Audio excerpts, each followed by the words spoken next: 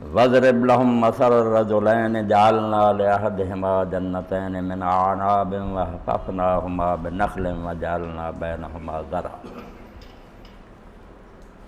سورہ الکہف کا 5واں رکوع ہے جس کی میں نے ایک آیت پڑھی، پورا رکوع جو اس کا ترجمہ تشریح کرنا۔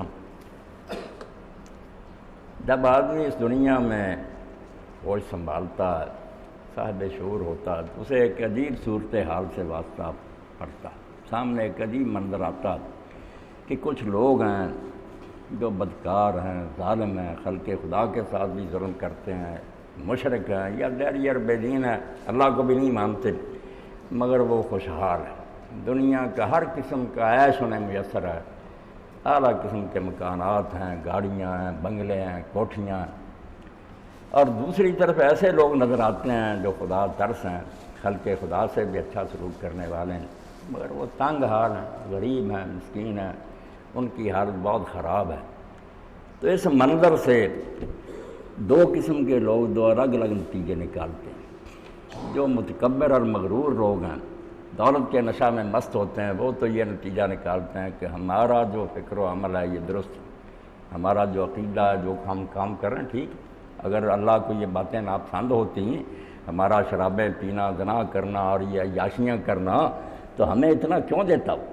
اس لیے کوئی نہیں، مرنے کے بعد کچھ نہیں ہوگا، اور اگر ہوگا بھی نہ تو جو خدا یہاں ہم سے پیار کر رہا ہے، ہمیں اچھا سمجھتا ہے، ہم پر اپنے انعاموں کی بارش کر رہا ہے، یہ دلیل ہے اس کی کہ ہم اللہ کے پیارے محبوب ہیں، اس کی نظروں میں پسندیدہ، اس لیے ہمیں وہاں بھی بہتر ملے گا۔ اور اس سے یہ سمجھ کر پھر وہ جو لوگ دین والے ہوتے ہیں نا، جو انہیں دعوت دیتے ہیں کہ آپ توبہ کریں یار، یہ برے کام چھوڑ دیں، ان کو یہ کہتے ہیں کہ اگر تم اچھے ہوتے تو بھوکے کیوں مرتے؟ نہ تمہارے پاس کوئی گاڑی ہے، نہ اچھا مکان ہے، دھکے کھاتے پھرتے ہو، لباس تمہارا پھٹا ہوا۔ اور یہ حضرت نوح علیہ السلام سے اللہ تعالیٰ بیان کرتا تھا کہ یہ دنیا کے جو ہے نا متوالے، اس نشہ میں غرق، ان کا ہمیشہ سے یہ مغالطہ رہا۔ اس وقت بھی حضرت نوح علیہ السلام سے انہوں نے کہا کہ ہم دیکھتے ہیں کہ تیرے پیچھے لگے کون ہیں، راز رونا، ہم میں سے جو شودے تھے، کمینے تھے، بھوکے ننگے تھے، وہ تیرے امتی ہیں، اگر تو اچھا ہوتا کوئی امیر اور سردار نہ تیری پیروی کرتا۔ اس لیے یہ پتہ چلتا ہے کہ یہ دعوت جو ہے نا بے وقوفوں کے ماننے کی ہے، احمق لوگ تیری باتوں میں پھنستے رکھتے ہیں، ہم جیسے مہذب اور جو شائستہ لوگ ہیں ہمیں پتہ ہے کہ یہ فضول باتیں ہیں، بابر باعش گوش کے عالم دوبارہ نے مزے کرو، بار بار آنا دنیا۔ اور یہی چیز آپ دیکھتے ہیں کہ رسول کریم علیہ السلام کی دعوت کے سامنے بھی پہاڑ بن کر کھڑی ہو۔ بہت سے کافر جو اسی لیے ایمان نہ لائے کہ وہ مالدار تھے، اللہ کے رسول علیہ السلام کی حالت پتلی تھی، یتیم تھے، بعد میں بکریاں چراتے رہے، تجارت کرتے رہے، پھر بھی کوئی ایسا اچھا مکان نہیں تھا، کوئی نوکر نہیں تھا۔ قرآن پاک میں آتا مال حاضر رسول یمشی فی الاسواق، یہ کس قسم کا رسول ہے کہ اپنا سودا خریدنے کے لیے خود بازاروں میں جوتیاں کھاتا پھرتا ہے، کوئی نوکر بھی اس کو میسر نہیں تو سودا ہی لا دے؟ یہ پیغمبر ہے خدا کا، زمین آسمان کے مالک نے اس کو نبی بنایا۔ اور ظالموں نے دیکھیں یہی بات اپنے سامنے رکھ کر اللہ کے رسول علیہ السلام سے وہ سلوک کیا جس کو سوچ کر ہی رونگٹے کھڑے ہو جاتا۔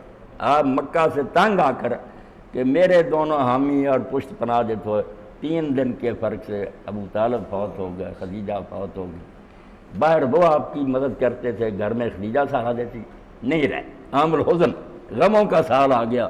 حضور نے مکہ چھوڑا، زید بن حارثہ کو ساتھ لے کر طائف چلے گئے کہ وہاں کوشش کروں کچھ دین کی بات جو ہے نا وہاں ہی لوگ مان لیں، مگر کیا سبق ملا؟ ان ظالموں نے یہی بات کہی کہ اللہ کو اگر نبی بنانا تھا تو مکہ اور طائف میں کوئی بڑا آدمی نظر نہیں آیا؟ ہمارے باغ تھے، کوٹھیاں، نوکر چاکر، ہم نہیں نظر آئے؟ اللہ رجل من القریتین عظیم، ان دونوں بستیوں میں جو بڑے بڑے سردار تھے یہ نہیں نظر آیا اس کو؟ تجھے نبی بنایا؟